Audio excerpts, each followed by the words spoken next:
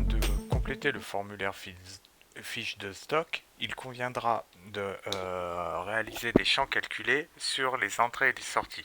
C'est-à-dire qu'on veut connaître combien au total on a entré de produits dans notre stock et combien on en a sorti. Alors pour ce faire, on va mettre ces fameux champs calculés dans le pied de formulaire. Donc dans un premier temps, je vais déjà réduire la taille du corps du sous-formulaire et ensuite je vais augmenter la taille du pied. Alors, pour réaliser ces champs calculés, je vais avoir besoin des zones de texte. Donc je vais cliquer sur le bouton zone de texte dans mes outils de contrôle et je vais dessiner donc ma zone de texte correspondant à la somme des entrées. Je vais saisir tout simplement une fonction somme. Je vais marquer égale somme entrée MVT, c'est comme ça que j'ai appelé mon champ, et j'appuie sur entrée. Vous remarquez que dans la formule des crochets ont été ajoutés, c'est tout à fait normal puisqu'on travaille sur un champ, c'est comme ça qu'on détermine un champ dans Access. Je vais positionner un petit peu mon champ au bon endroit, voilà, et donc au niveau de l'étiquette, je vais marquer total pour dire que ce sera le total de mes différents champs.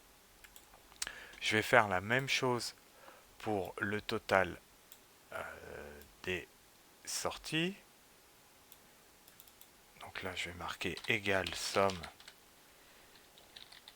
sortie MVT qui correspond au nom de mon champ.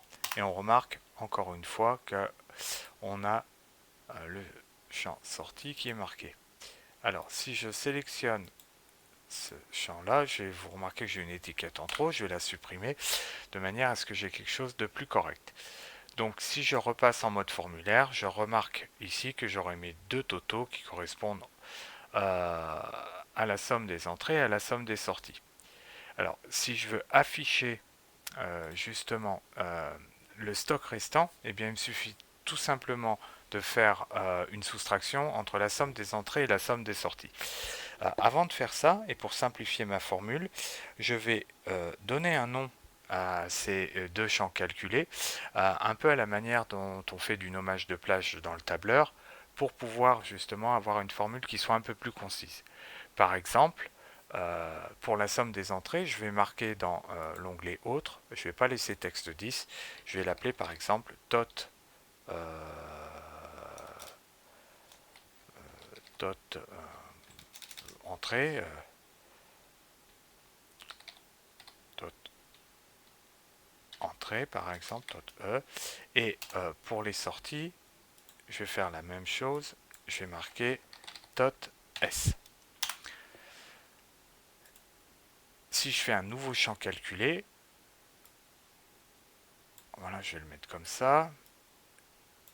Donc dans mon étiquette, je vais marquer stock restant. Voilà. Et je vais faire tout simplement une formule dans laquelle je vais marquer dot E moins dot S.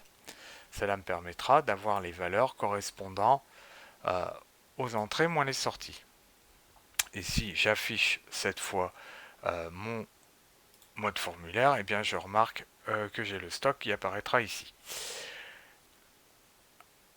Je peux bien sûr mettre en forme ces différents éléments, par exemple tous ces champs, je peux les sélectionner et puis au niveau du format, les mettre par exemple en gras et tout mettre en noir pour que ce soit un petit peu plus parlant.